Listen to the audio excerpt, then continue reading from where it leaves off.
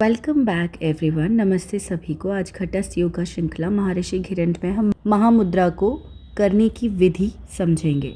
इसमें दोनों पैरों को सामने फैलाकर बैठ जाना है और इसके बाद अपनी बाई एड़ी यानी कि उल्टे पैर की एड़ी को मूल भाग में रखकर दाहिने पैर को सीधा रखना है और उसी स्थिति में श्वास को छोड़ते हुए आगे झुककर दाहिने पैर के पंजे को यानी कि सीधे पैर के पंजे को दोनों हाथों से पकड़ लेना है। फिर सिर को थोड़ा पीछे झुकाते हुए धीरे धीरे श्वास लेनी है। यह आसन की स्थिति है। अब इसमें दो बंधों और एक मुद्रा का अभ्यास किया जाता है। बंध है मूल बंध और जालंधर बंध और मुद्रा है शांभवी मुद्रा।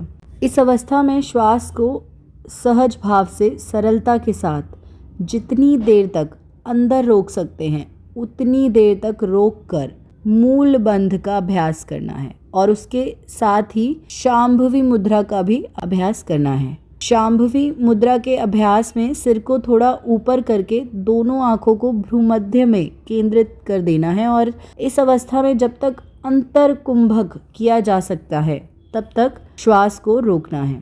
इसमें एक और प्रक्रिया भी होती है जिसका वर्णन यहाँ पर नहीं किया गया है। यहाँ पर तो विधि को सूत्र रूप में समझाया गया है, लेकिन इसके आगे 3 चक्रों पर ध्यान किया जाता है।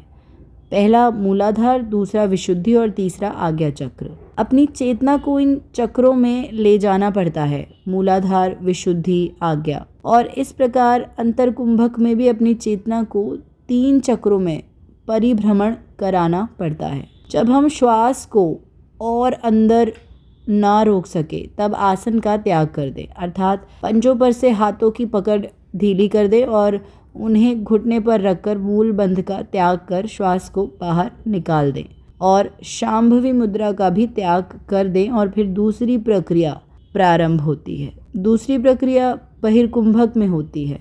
पुनः उसी स्थिति में आकर अब साथ में जालंधर बंध का अभ्यास करना है। जालंधर बंध का अभ्यास करते समय आंखें बंद रहती हैं और पुनः अपनी चेतना को इन 3 चक्रों में तब तक घुमाया जाता है जब तक श्वास को बाहर रोकने में सक्षम हो।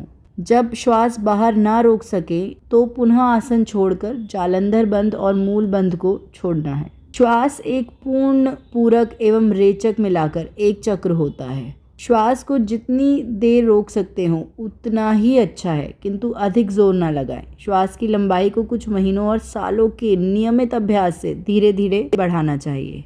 प्रारंभिक अभ्यासी प्रत्येक पैर से 3 चक्र तथा दोनों पैरों को सामने फैलाकर 3 चक्र अभ्यास कर सकते हैं। अभ्यास को धीरे धीरे 12 चक्र तक बढ़ाया जा सकता है।